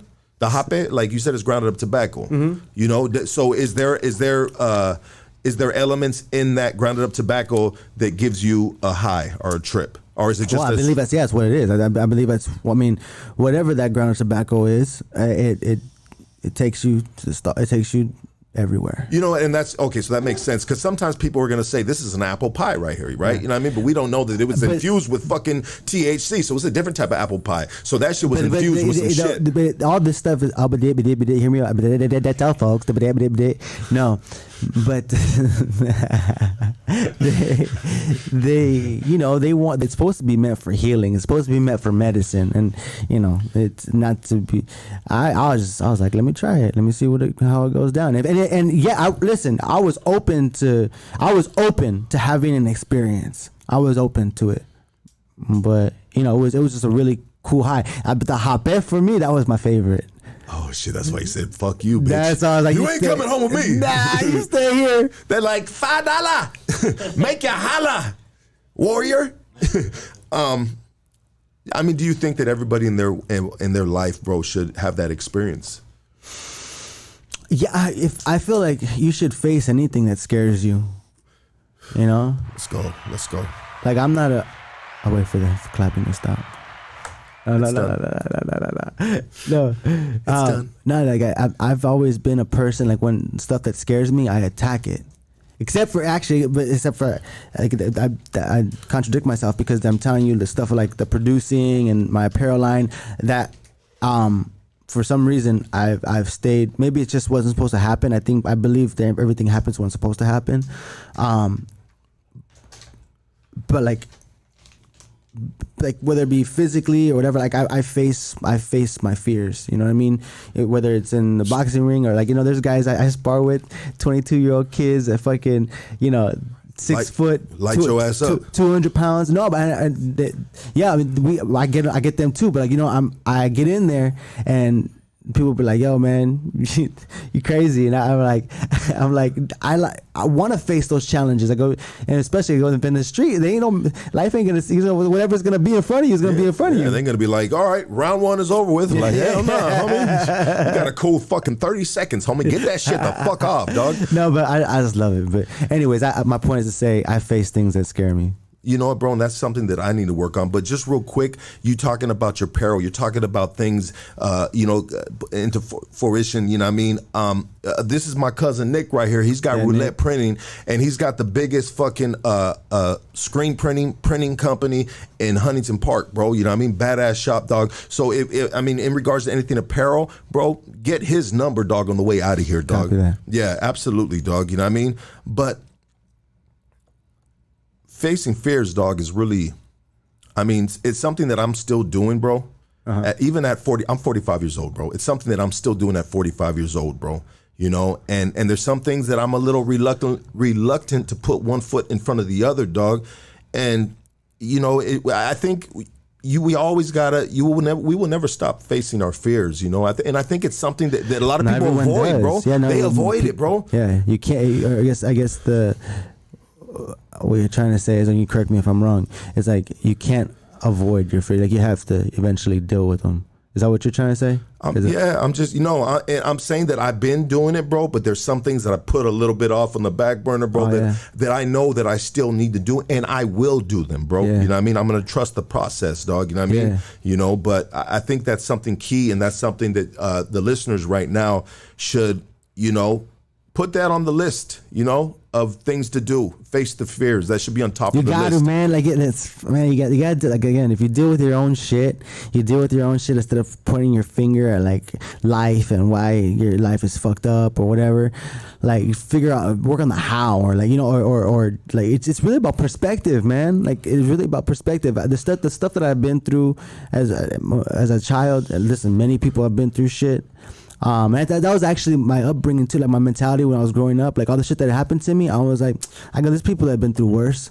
There's people out there that's been through worse. That was my mentality of dealing with shit. I was like, fuck it. People out there are going way through worse than I've ever, you know, experienced any whatever trauma bullshit. And then eventually I dealt with all those different things, and I was like, oh, it was like getting to different levels of myself, of just like, I was like, I was figuring shit out. I'm like, oh, that's why I'm the way I am in this way, you know. Well, that's why I'm so confident. Like that's one of the reasons I believe I'm so confident, in many ways, because I've conquered real shit, like in my own mind. Again, I told you I've been my own therapist, you know what I mean, and self-analysis and figuring myself out, understanding whether it be trauma and just how that influenced me, and yeah, just really knowing, getting to know myself. And I still, you know, I'm still learning, I guess. I mean, would you label yourself a narcissist? I've said that before. I go, I'm a fucking narcissist. And then I looked up the definition. No, I'm not a narcissist. Okay. Yeah, I know there's different levels to it and shit, but some people, like if you're in a relationship or it's probably hard for some females, regular females, to be maybe in a relationship with an actor, bro. Is it hard? I mean, do you ever have those complications in maybe past relationships, bro, where you're doing this, she's doing that? I mean, it's just two different paths. I mean, is it better to be with someone that's an actor too in your field? I say actresses are nuts. I love them, but they're nuts. They're amazing. I mean, we're generalizing here, but no, I prefer to be involved with a woman that's not in the industry, I think. Yeah. Yeah. I think that's more the route I prefer. But yeah, in regards to, you have to have someone that's busy. Or, you know what I mean? Like, someone that has to focus on what they got going on. You don't need a needy person. Yeah, no. Yeah, because that's going to put a dent in your fucking program. Like, damn, it's homegirl again? Like, man, what's up? You got to have your own things going on, for sure. 100%. And that's power to the woman as well. Absolutely. Or if it's vice versa, power to the man, that you know what, you're just as important in what you're doing, and you got to feel prideful in what you're doing for yourself and not worry about me having to give you some of this pride and put it over here. Like, do your thing. Like, empowerment, individual empowerment is fucking huge. And I preach that to my girl to this day. Like, you know what I mean? Like, I want her to go to school. She just went to school, got her CNA, doing this, doing that, dog. And I love it, bro. You know what I mean? Because you know what, dog? When I see that, I know if anything ever happens to me, dog, my kids are going to be good because my girl was getting her shit right when we were picking each other up, bro. Like, she picked me up. Now it's your turn, baby. Get your shit. You know what I mean? Self-empowerment. I mean, anyone to ever hold someone else down in a relationship, dog, that's a fucked up relationship. Get the fuck out of there. You know what I mean? I don't understand why anybody would hold anybody else down in general. Like, I have my perspective on things is like, I want everyone to win, and like, because no matter what you do, even like, let's say actor wise, like, let's say someone was that I know that maybe had giving them some tips on whatever, you know, like, and then all of a sudden, like, they're working way more than me. For more power to them, you know what I mean? Like, that's awesome. But like, their journey has nothing to do with my journey. You know what I'm saying? Like, my thing is, I think what's meant for me is meant for me, and I'm gonna do what I'm gonna do regardless. You know what I'm saying? So I feel like we shouldn't hate on each other. We shouldn't. There's no reason. There's a lot of that going on. You know what I mean? There's a lot of that going on, unfortunately, dog. But you know what, my thing, like, in life, I feel like people need to stop pointing the finger at other people for other things, and just like point that finger back on yourself. Like, and let's go, dog.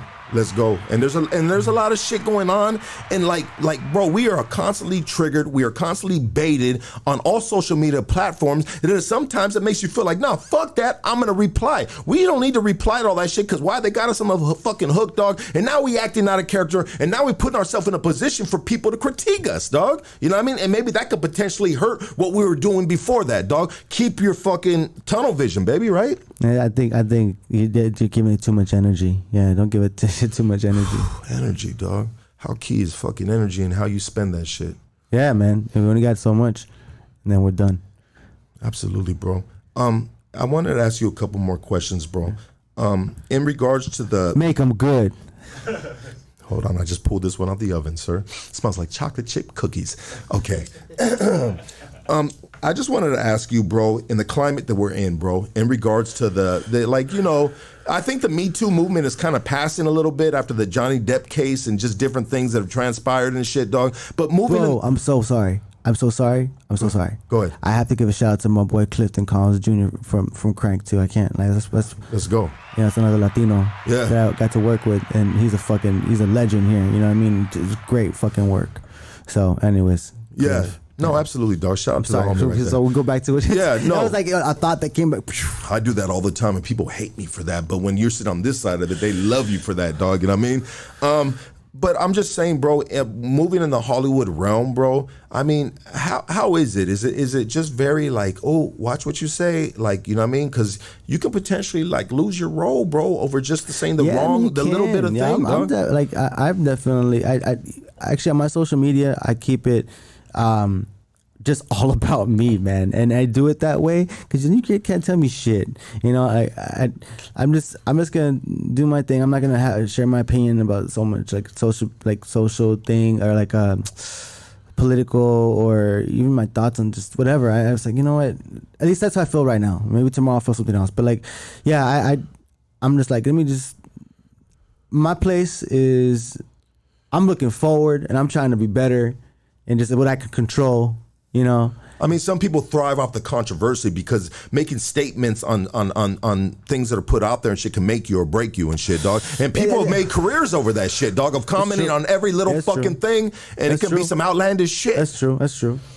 It's fun. It's funny. I mean, like right now, I still, like you said, I rely on an employer, right? These companies, and if you have a certain view that's different than anybody else's, and it could affect, you know, your work. Like that's why I can't wait to get to a point where I no longer have to act for money. You know what I mean? Like I'm gonna be doing it because I want to do this project. And yeah, you're gonna pay me, but I'm gonna produce my own shit. But like in my investments, I want my investments to carry me. You know what I mean? When I invest that money, that TV, that funny money, whatever.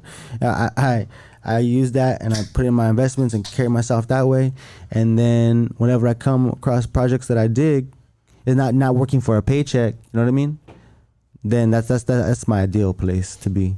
But yeah, right now it's sensitive. People are, I don't know. Yeah, it's crazy, bro. The comedians, just everything in general, bro. You know what I mean? It's just fucking, I mean, it's something that we don't worry about right here at Hoodstocks, but who knows, dog? Maybe one day, dog, like, let's be real, dog. Maybe one day we'll get to that point where it's going to like, all right, look, are you sure you want to say that, dog? But I'm going to be like, well, you know what, dog? What got me here is speaking my piece and being myself, bro. You know what I mean? But I mean, I get it. It just depends on what realm you're in, bro. And sometimes you can't do all that. Have you ever thought about being president? I mean, high, smoking PCP. I was like, I didn't think I was president. I thought I was God. No, for real. But like, have you ever thought about it? Because like, honestly, I think about. I'm like, I would never want that job. But I feel like I at least, at the very least, be a fly on the wall to understand. I'm like, I want to understand. I want to understand why everything's so fucked up the way it is. You know what I'm saying? I want to understand, period. I just want to understand. I mean, how do you understand with something that's not understandable, you know? And there's a lot of things that are not understandable, bro. Like we talking easy math, baby. I think eventually, in life, eventually we're gonna destroy ourselves. 100%, dog. No, we're on our way, bro. I swear to God, we are on our way, dog, to fucking self-destruction, dog. Dumbass creatures, dumbass avatars, dog. You know what I mean? Straight up, dog. It's crazy, and so I love that what we're doing right here, dog. And you a professional, dog, and I say that because I'm a professional, dog. Right? You know what I mean? Yeah. Hey, but what I'm trying to get at is you had the perfect segue, dog. We talked about being president. I wanted to ask you about politics next, dog. You know what I mean? Shit, do you get involved with that shit, bro? No, not really. To be honest with you, like, cause I used to like. When I used to pay attention more, I would get frustrated because there's nothing I could really do hands on or whatever. Or like if I get, I was too invested, and I'm like, it's all an industry. There's the film industry. There, in my opinion, there's a political industry. They all know each other. They don't like it. I mean, and listen. What I ultimately have learned in life is I don't know shit. Okay, I don't know shit. Yeah, I have a lot of wisdom because of life experience and whatnot, but. Like that's why I say I don't know shit. You're always willing to learn. Yeah, absolutely. You're always willing to learn. And cats that aren't willing to learn, dog, they're never gonna go forward in life. They're gonna stay stagnant. Why? Because you ain't humble enough to fucking learn and take a perspective from this man and say, you know what? Okay, I can get how you can feel like that. I mean, it's just, it's a level-headed way of fucking thinking, you know. And we talk about that all the time right here. But what I want to do, dog, is I want to do phone calls. Can we do phone calls, dog? You do a phone call, yeah. Yeah, let's do some phone calls, dog. Yeah. Let's do some phone calls, brother. I mean, you having a good time, doggy? Yeah, I'm good. Having a great time. That's right, dog. Good shit. I appreciate you, brother. I appreciate you. Let's get this number in real quick. You guys want to ask JJ Soria any questions? Feel free to call in. Let me put this number right here.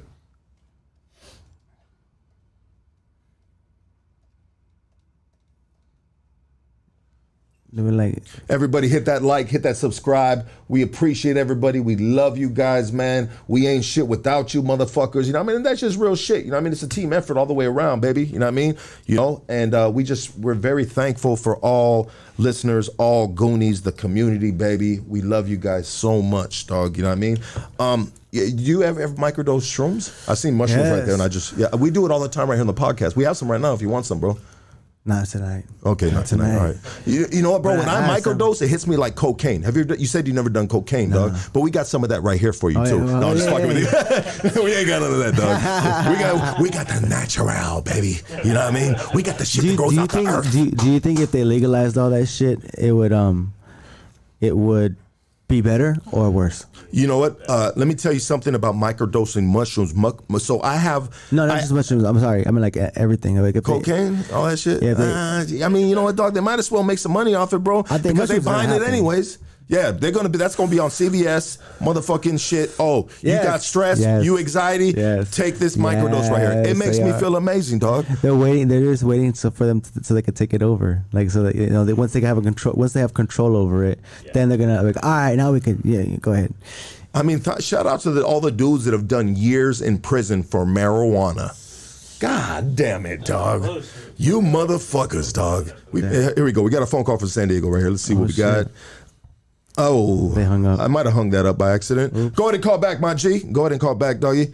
But yeah, dog, we are fucking, I mean, we're just at the beginning of a lot of things that are going to come into intuition, you know what I mean, or into the universe, bro. Along, you know, the weed, everything has already come, you know what I mean? And I think shrooms are next. And I mean, they might as well do the cocaine, fool. They sell you alcohol, you know what I mean? Alcohol's the number one killer in this bitch, dog.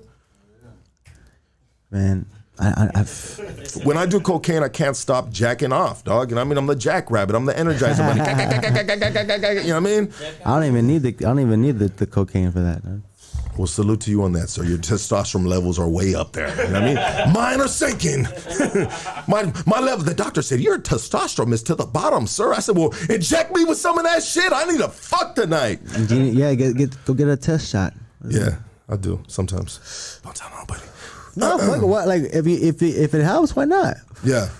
It's legal. Yeah. Yeah. No, 100%. You know when people do that shit.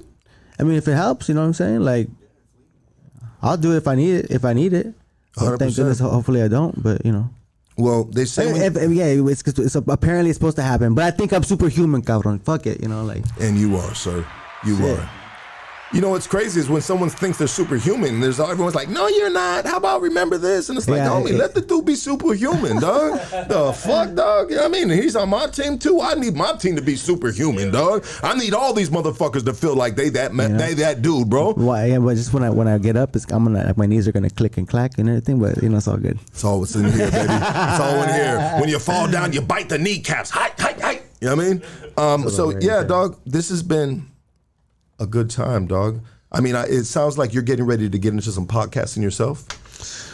Yeah, I'm looking into it. Yeah, it's something. I have a project I'm working on with my friend that we're looking to, just in the early stages of it. So yeah, that's dope, dog. That's dope, dog. I mean, a lot of people are doing it, bro, and they're making money off it, dog. You know what I mean? It's a YouTube check coming. It's cool, dog. You get the numbers up. I mean, be your own boss. You know what I mean? Shit. Stream all day long. I don't know, dog. Like there's opportunity, dog. But I see it. Yeah, and especially with your background, bro. You know what I mean? You can potentially like be known and people coming through and peeping you out, bro. Yeah, you know. And also, you have to figure out like how much of that do you want? Like how much spotlight do you want? You know what I mean? How attention? How much attention do you want? We want all of it, sir. We're narcissists. Yeah, really. You know, I like the ability to fucking pick my nose and you know scratch my ass. You know what I'm saying? Like, I do it on this podcast, dog. No shame in the game, baby. I don't need no motherfucking camera to go out. Watch this. I mean, no. But where the fuck was I going? I was going somewhere. No, you were talking some spiritual shit right now. You about to take me down a spiritual path, dog, and you're gonna have me blast off that motherfucking ayahuasca again, dog. I want you to watch The Oath. I'm gonna watch it, dog. Yeah, watch The Oath. That was a good one. And then I just did this other show called Flight Attendant. Okay. On HBO Max. That was a fun gig. Absolutely, dog. Let's get this phone call right here. Oh, somebody else. All right, you're on Hoodstocks. Talk to us. What's up, Lucky? What up, baby? Talk to me, dog. What's cracking, dog? I was just watching your video right now, man. So I just thought I'd give you a call real quick. Thank you, brother. What you think of JJ right here, dog? Oh, that's right. He's cool, dog. Loving the story right now, man. You know. Oh, you can't hear because the headphones are right there. I tried to call in, dog. I never could get through. So right now, I was like, man, let me try again. Yeah. You know what I mean? Yeah. No. Let JJ put that headphone to his ear real quick, and tell JJ what up, dog. Hey, what up, JJ? Hey, what's going on? What's your name again? Hey, my name is Mark, dog. I'm from Riverside. Oh, what's up, Mark? That's right, dog. Hey. Loving the podcast right now, man. Good ass shit. Good shit, man. Lucky always brings on some cool ass people. You know what I mean? So you know it's good to see you on there, man. Good shit for real. Lucky you're always doing your thing too, brother. You know we just doing what we do right here, dog. You know what I mean? And we having a positivity, dog. Fertilizer to the community, dog. Letting them all know that we ain't fucking. You know what I mean? We good people. We a little crazy, but we good people, dog. You know what I mean? Yeah, man. That's what I thought. That's why I wanted to come on. Good talking to you, man. No, but that's why I wanted to come on. I thought you're good people, and I just appreciate it. You know, just appreciating. You know what I mean? Thank you, brother. Thank you so much, dog. I mean, I was really pumped, dog, to have you on. Let me get this phone call quick, and I'll continue what I was saying. You're on Hood Stocks. Talk to us. Hey, Lucky, are you still wearing your assless chaps right now? Yes, sir. You know I am, dog. You know what I mean? I love those calls right there, dog. But I was really excited to have you on, bro, because it's needed on this podcast, dog. You know what I mean? We have a lot of everybody, dog. And I don't ever want to put myself or the podcast in a box, bro. You know what I mean? Even though we are kind of in a box, and this year we decided, okay, if we're going to be in the box, then we're going to fucking build the fuck out of this box, dog. What's the box? The box is just basically saying, oh, this channel is this type of channel. You know what I mean? What channel is that kind of channel? You know, and it can just be a particular genre of stuff, dog. You know, gang members, prison dudes, shit like that, dog. So I always we've had Dwight Howard on here for the Lakers, dog. We got you on here now, dog. We've had a lot of just amazing people, you know what I mean, that have come through and blessed the platform and shit, dog, you know. But anyways, back to what I was saying. I was just excited to have you on, dog, because, you know, I'm a fucking fan. I'm a supporter of, you got me on that Gentefied, doggy, you know what I mean? And since then, bro, you know what I mean, I started watching all your other shit and being like, oh shit, okay. And so, yeah, bro, you know what I mean? You know, I appreciate you, bro. I appreciate the support, and thank you for inviting me, and well, actually, no, I actually asked you to come on. No, I invited you, and you finally took up the offer, dog, and thank you, sir, for doing that, dog. So it was good to meet you, bro. Absolutely, brother. Absolutely, dog. Anything that you want to plug on the way out of here, how people can reach you, so on and so forth. You can find me on Instagram at JJ Soria, and then same thing on Twitter. That's it. There you go. Everybody give it up for JJ Soria. Appreciate you, brother. Good shit, dog. Yeah. That was good, dog. We are out of here, and we will see you guys Friday night.